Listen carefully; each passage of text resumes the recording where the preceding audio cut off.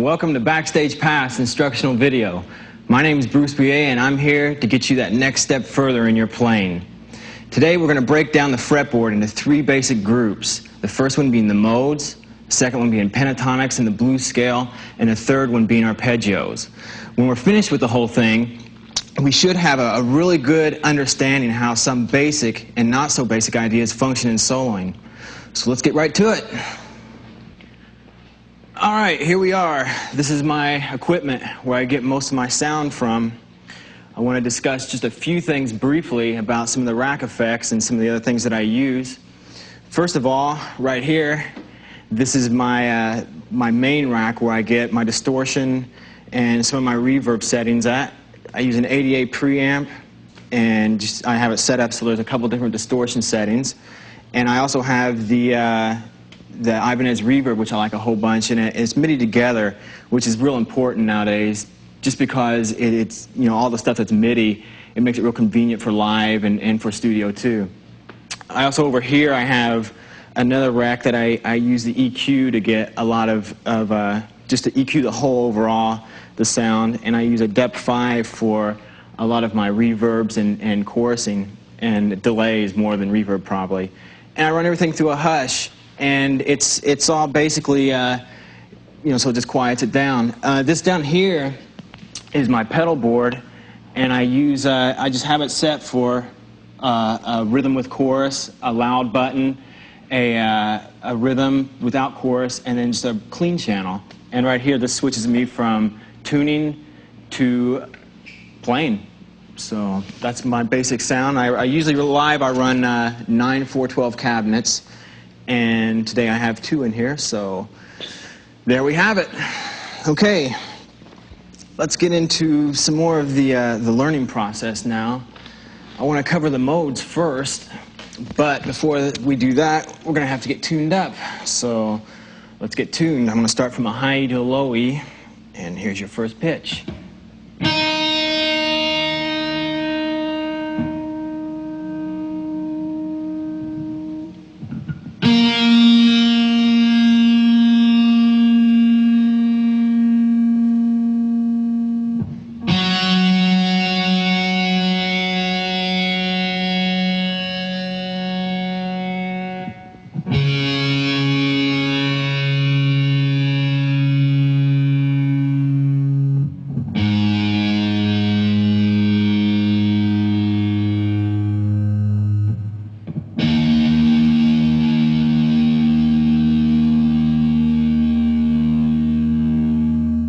All right, probably one of the single most important things to learn in playing guitar is the modes and the way they work in music.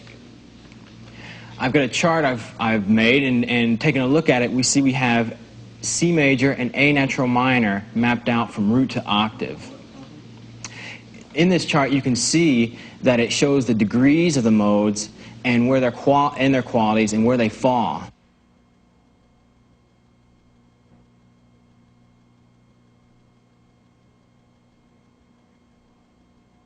One thing that you may have already noticed is the mode and the quality of the mode is consistent throughout the key. It's real important to understand that all the modes in the key use the same notes. For example, Aeolian uses A, B, C, D, E, F, G, and back to A.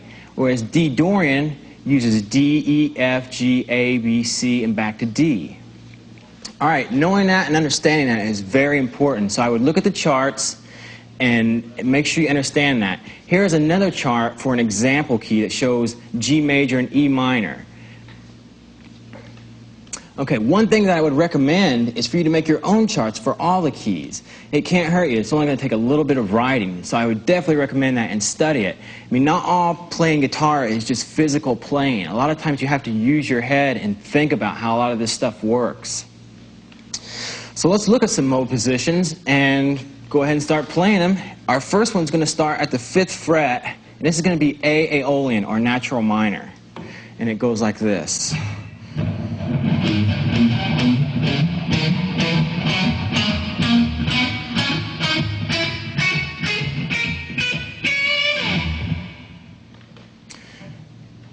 Our next position is going to be B Locrian. It starts at the 7th fret, and It's like this.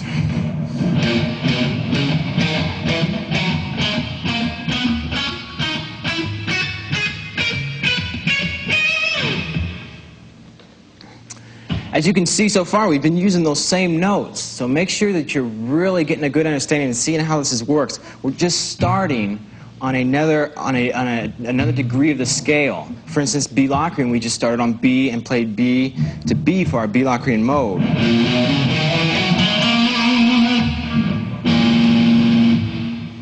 Now that may be a little bit dissonant sounding to some of you, but once you start seeing how it works, you'll really start understanding and hearing how that really sounds good.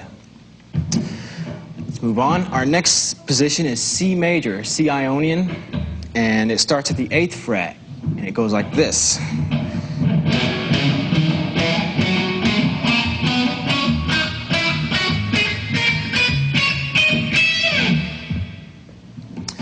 Next position is D Dorian, starting on the 10th fret. Here it is.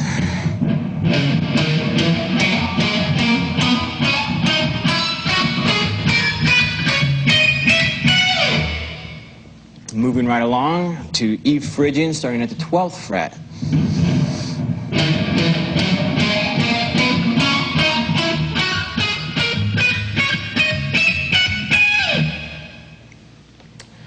Okay, here we go, up to F Lydian, starting on F at the 13th fret. It's going to go like this.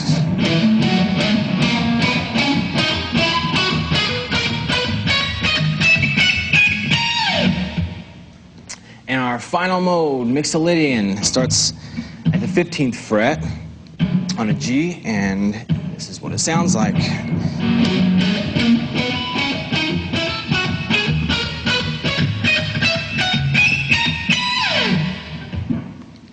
Now that you have these positions down, or at least you've went through them and seen all the different positions and how they connect, the first thing to do is go through and find similar mode versions in smaller forms. Say, for instance, we're in Aeolian. Well, we know we can play it at the 5th fret, but you don't want to limit yourself just to that. You're going to have to find all the positions around the neck, because if I'm in a position right here, I don't want to have to always shift this, and I may not want that low of register of A natural minor. So, for instance, maybe you could go to the 14th fret. Here's an A, and play A Aeolian right here.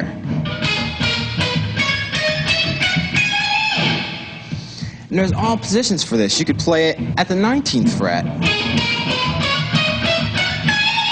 An octave down, starting on the 7th fret. Using open strings.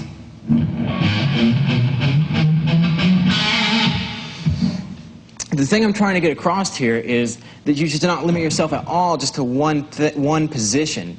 You may be playing along and you come to your 6th chord and go, I want to play F Lydian. Well, and if this is the only F Lydian you know, it's going to get kind of monotonous if it's a progression going over and over and you keep going right back to that same F Lydian scale. There's only going to be so many ideas you can really produce from that. So it's good to know them all over the neck. And like I said, also, when you're playing in a position, if I was going from A minor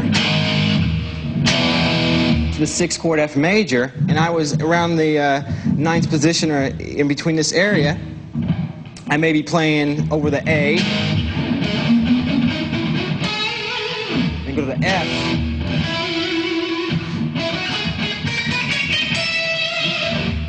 so you can see how valuable the modes really are.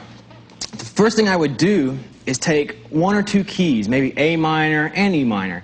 Learn them inside and out, upside down, everything. Get all the large positions, the smaller positions of the modes for each degree of the mode for the whole key.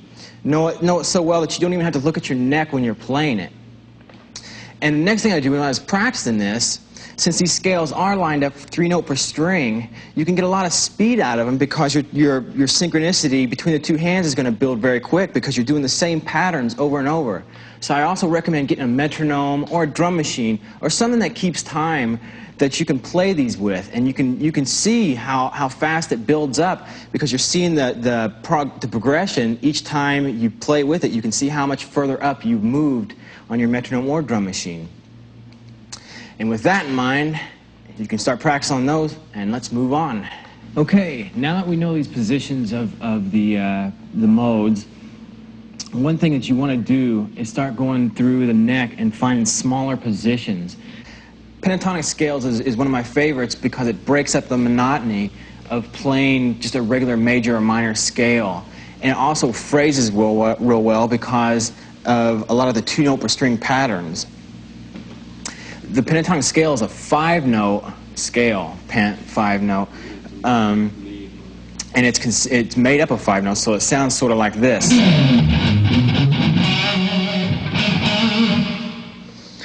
And there's 5 positions we're going to be discussing. And the first one looks like this, starting at the 5th fret.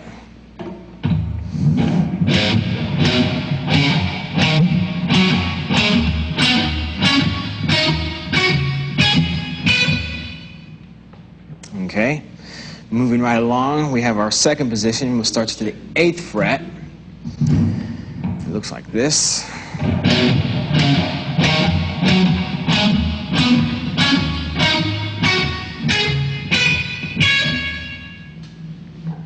Okay. Our next position is going to start at the 10th fret, and it goes something like this.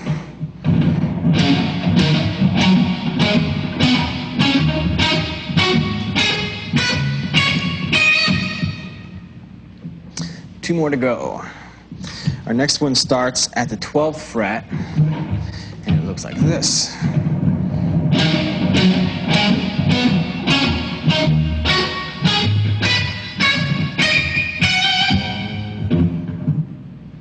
All right, and our very last one starts at the 15th fret, and here it is.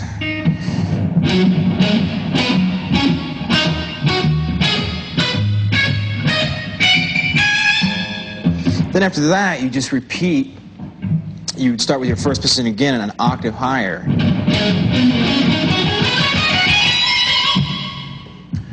Now that we've seen some basic pentatonic scales and went through all the positions, let's try a simple alteration to give it a completely different sound.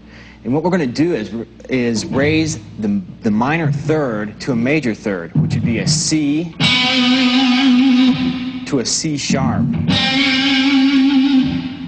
which gives us a more dominant sounding type of, pentatonic scale. So let's go through these positions and check them out. The first one starts at the 5th fret, and it goes like this.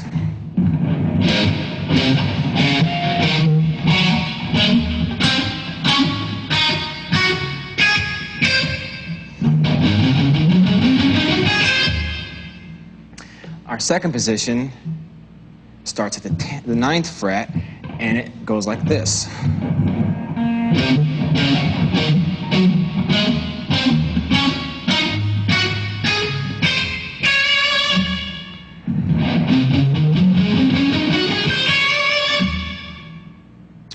All right, our next position is going to start at the 10th fret, and let's take a look at this.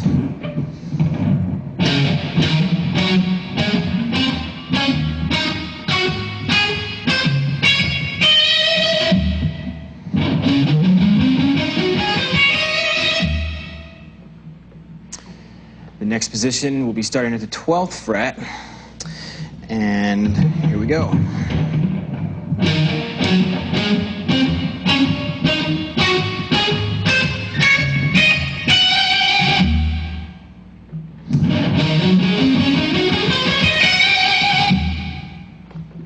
And our last position is going to start at the 15th fret, and it's going to go something like this.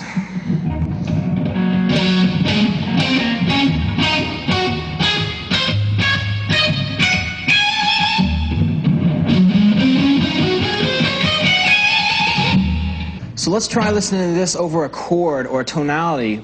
Let's move these positions to E dominant, and I'm gonna have an E dominant chord playing in the background, and I'm just gonna noodle around with it and give you an idea of how this sounds over a chord.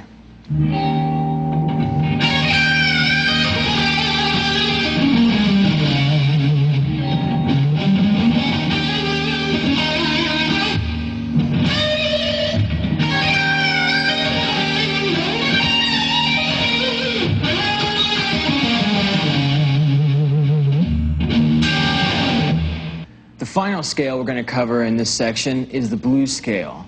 It's real similar to the minor pentatonic, except for it's a 6-note scale. And we're going to add the flat 5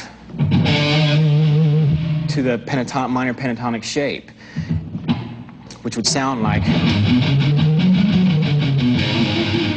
And the name pretty much says it all. It sounds real bluesy.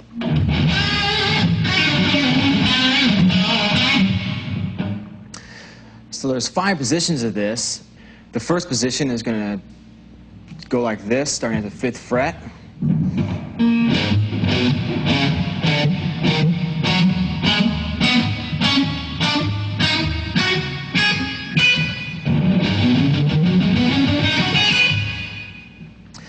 Our second position is going to start at the 8th fret, and it's going to go like this.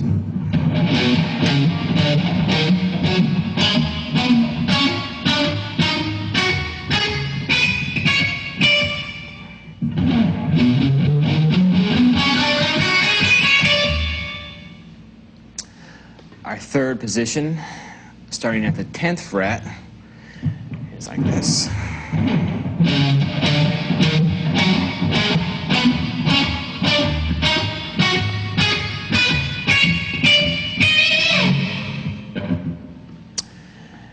Our last two, our fourth position is starting at the 12th fret, and here it is.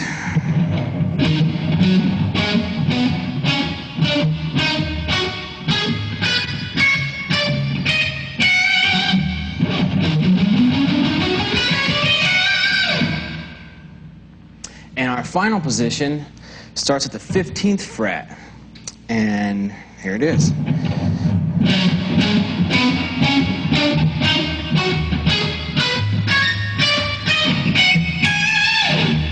Then you would just repeat like the others to the octave of the scale, which would be our first position played up an octave.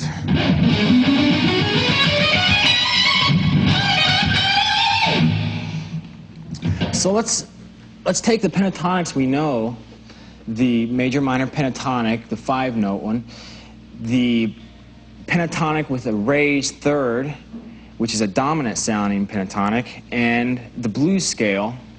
And I'm just going to hit an E chord, and I'm going to mix them up, and you can hear kind of the tonality you get from combining all 3 of them together. These will be in E. Ready?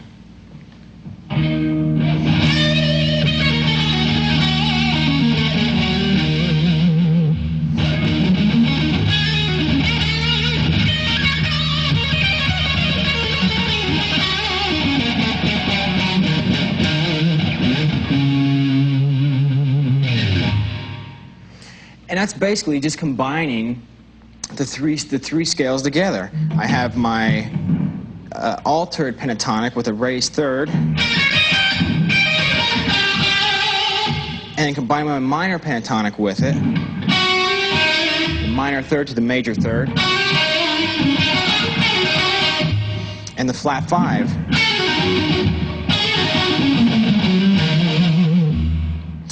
And it can sound real bluesy, or you can put it in a more rock context. Many players throughout the rock and roll history have used this scale countlessly. Eddie Van Halen to Yngwie Malmsteen, to everybody has really touched on this some way or another. As far as blues players and actually jazz players alike too. But what I would do is go through and learn all those shapes, and then each position, see how each shape compares to each other. For instance, when I was playing here at the 12th fret, the first minor pentatonic, then the raised, the altered one, and then the blues scale.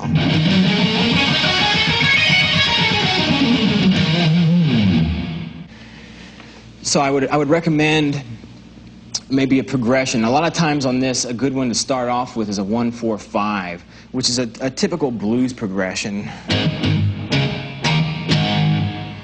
And try soloing over it with these scales. And then try doing it over a more, what you're gearing your music for. Maybe a more rock-oriented rhythm or something, and see how they fit in there. A lot of times you won't want to play the altered pentatonic, because it's more of a majory dominant sounding happy sound as compared to a minor, which is more just more heavy rock sounding, not really uplifting sounding, but just more minory, sad sounding almost. All right, we're ready for arpeggios, one of my favorite improvising tools and all-around fun things to play. Basically, arpeggios are the notes of a chord played separately. For example, if I was to play A major chord, and I took those same notes and played them separately, starting with an A C sharp, an E, and then back to an A C sharp, and an E, I would play it an arpeggio. It's the difference between just hitting a chord and playing the notes separately. There's quite a few different arpeggio shapes, and the first ones I want to dive right into would be triad shapes. What I mean by that is, if we have a chord, say for instance A major, we're going to be using the root, the third, and the fifth to make these arpeggios. And actually that's what makes the chord too. If you look at it, we'd have a root, a fifth, a root, a third, a fifth, and a root. So what we're going to do is we're going to play root, third, fifth in order and in a position to the highest chord tone we can grab with our hand. All right, starting with our first 4 triad shapes, we're going to go in and do major triad shapes, which will start with A, and we're going to start at the 5th fret, and our first shape goes like this.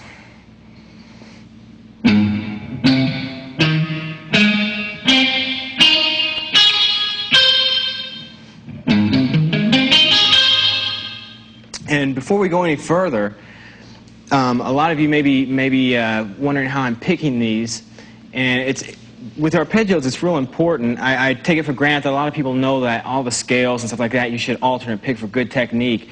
But this is kind of a more recent idea, is to play with as many downstrokes or upstrokes in a row. So just a real easy rule to remember is if you're starting with 2 notes on a string, 2 notes per string for your starting, you want to start with an upstroke and then down to lead into the rest of your notes, because you're getting more downs in a row. If you were to start with a downstroke for your first note, you'd have a down, up, down. So you're almost doing an alternate there. You want to get as many ups or downs in a row. So that would pretty much come out like this. And it's real easy. You can play these arpeggios, a lot faster doing that way. I mean, trying to alternate pick that would be fairly impossible. Although I've seen it done, but not as well as this technique works. Okay, moving on to our next shape or position of major triads. We're going to start at the 9th fret on the E string, and this is going to be starting on the 3rd of the chord tone, the major 3rd from A, which is C sharp, and it's going to look like this.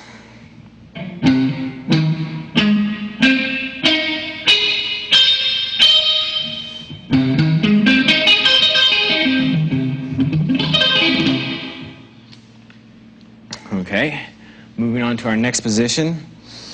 We're going to go from the 12th fret to the 17th fret. And it looks just like this.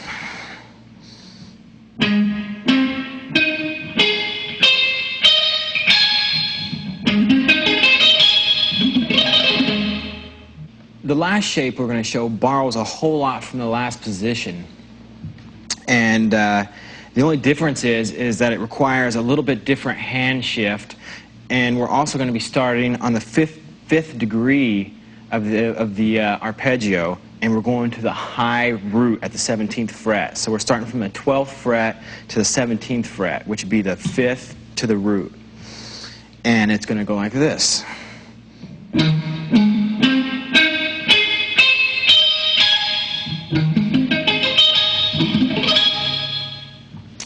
Now, one thing to think about in that one is it's got a little bit more difficult switch right in here, position shift of your hand. So maybe try practicing just the shift, or ascending with it. How I'm practicing that over and over so you get to shift a little bit smoother. All right, so we have the major triad arpeggios. The next thing we should do is just get the minor triads, which is real easy by just lowering the major third to a minor third. So what we're going to do is take those exact shapes, and all the shapes we're going to take the major third, which is a C sharp, and lower it a half step to C, which will make these all minor triad arpeggios. And our first position is going to start at the 5th fret, and it goes like this.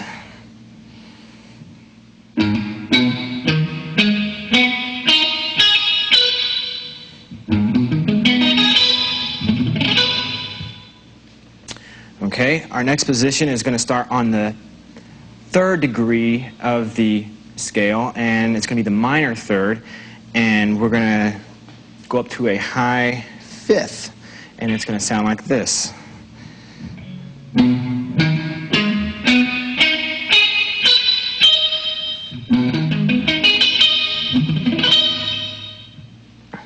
Okay, and our 3rd position is starting at the 12th fret, and it's just going from root to root, and it sounds really great, so here it is.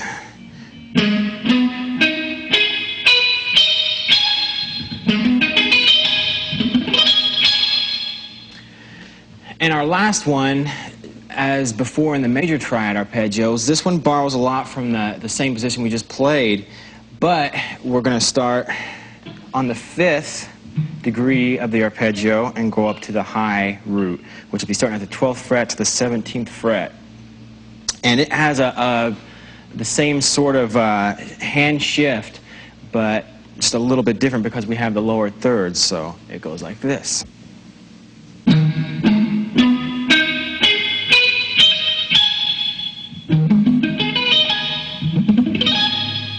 Okay, and I would practice this shift, just practicing going descending and ascending right in the hard spot of it.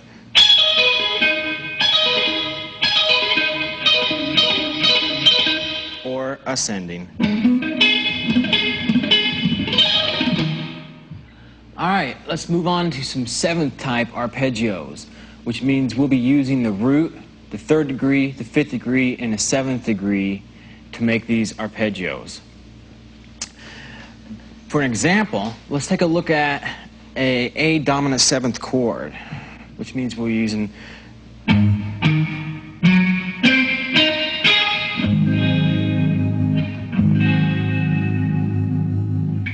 and we're going to take the notes out of that chord and play a dominant 7th arpeggio. It means we're using the root, 3rd degree, 5th degree, and the 7th degree.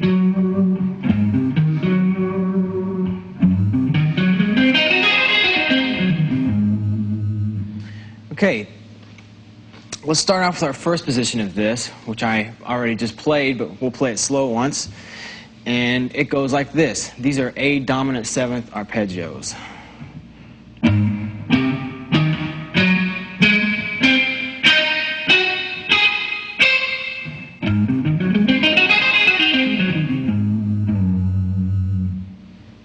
Okay, our next position is going to start at the 9th fret, and it goes like this.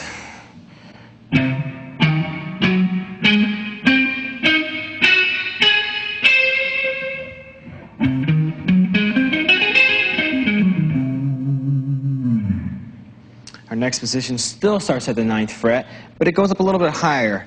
It's actually another position. I like this position a lot. That's one reason why I'm showing it.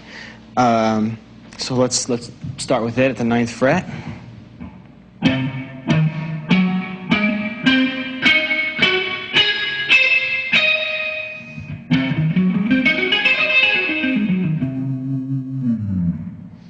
Okay, 2 more to go.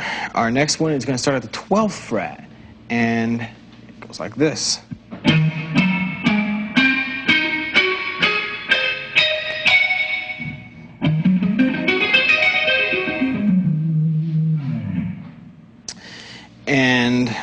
our last shape is going to look like this. It's going to start at the 15th fret, and here it is.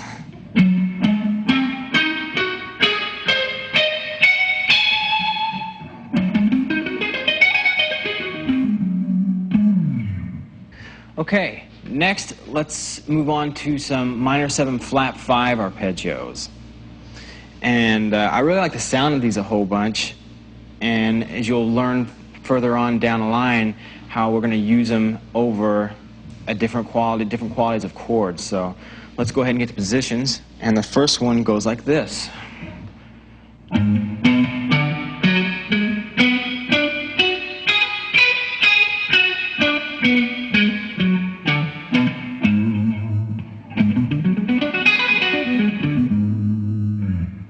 Tone. Okay, the next shape is going to start at the 7th or 8th fret, excuse me, and it's going to go like this.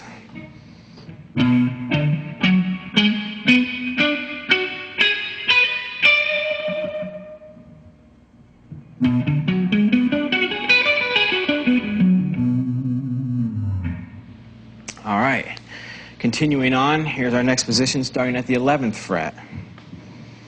And take notice all along as we're going to this how we're starting on the chord tones each time. This is going to be the flat 5 degree of A minor. So here we go.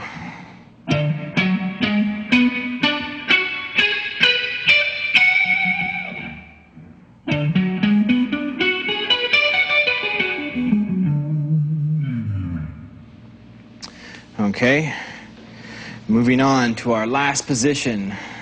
It's going to start at the 15th fret, and this is what it looks like.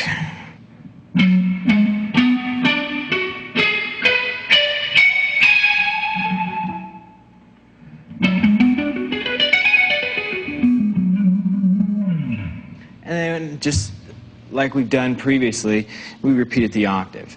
And another thing I like to bring up is like, say for instance, that arpeggio shape, we could take it down the octave here and play the exact same shape.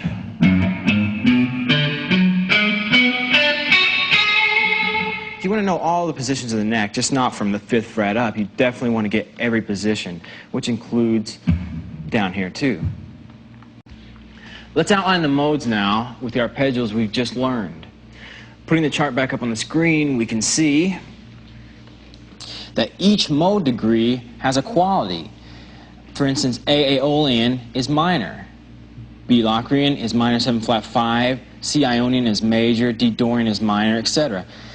What we're going to do is take each mode and put together all the arpeggios of the neck. So it's real simple. What we're doing is taking an A minor chord and playing all the arpeggio shapes up the neck.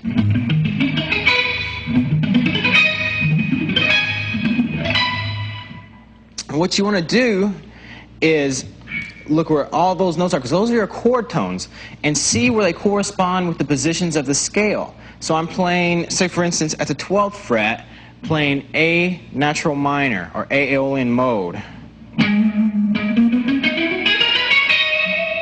Well, my corresponding arpeggio shows me the good chord tones to outline that chord. So I can not only play just the scale, but I have all these tones to land on or target for, so I sound good by playing over that chord. So if I was to take, for instance, F Lydian, which is the major 6th chord in A minor, then I'd have all the major arpeggios up the neck for my chord tones, and I would find the corresponding F Lydian scales to go along with those arpeggios. So now your thing to do is to go through of each degree of the mode and work this out. It's real simple, take my word for it, and find all the different ways you can incorporate those two things together over the chord. So now we've outlined the modes, with the arpeggios and the scales kind of together, what we want to do real quick is take these same arpeggios and over a chord. We're going to find a chord first, and then what we're going to do is play different arpeggios over a chord. For instance, A minor 7 chord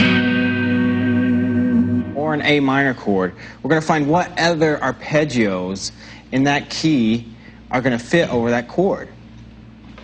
So I've composed a chart, and what I want you to do now is look at the chart and listen to these examples as I play them and hear the tonality and hear what kind of sounds, different sounds these arpeggios create over this one chord. So what you're doing is getting a lot more mileage out of an arpeggio.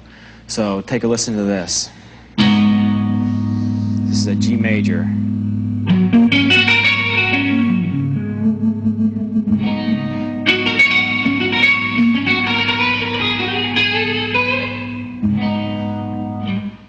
Okay, the next one is going to be an E minor, and it sounds like this.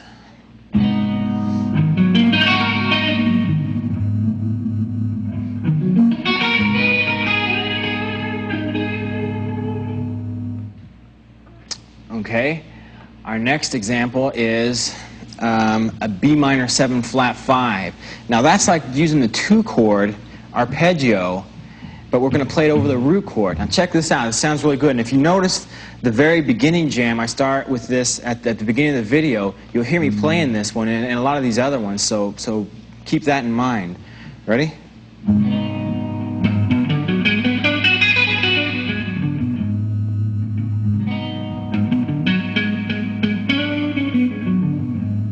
Sounds great. Okay, another one is going to be the relative major, which is C major. So let's see how that sounds.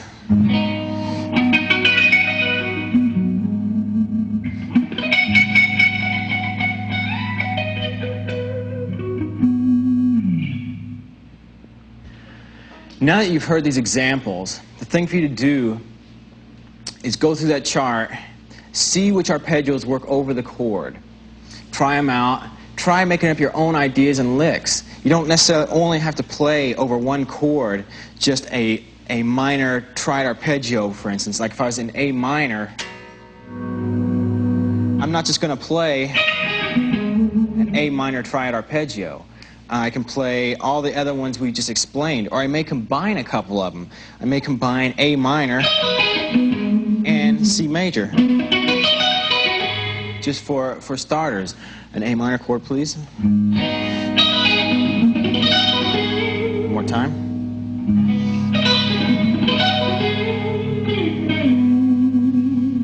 The final thing we have to cover is tying all the information together so we can actually use it in music. We're going to take a progression, the 1-6-7-1 progression in the key of A minor, which means we'll be using the A minor chord to F major to G major back to A minor. Now I have a chart, and what I did is put your possibilities to play over the chords, over the changes, all the possibilities to play on that certain chord. So what you need to do is take a recorder, if you have a 4-track, or just even a little small tape deck will work, and record yourself playing this progression. And I recommend playing it slow at first, just so you have more time to think while you're trying to use these ideas. Thanks for tuning in. I hope you learned a lot from this video, and I'll see you on tour backstage.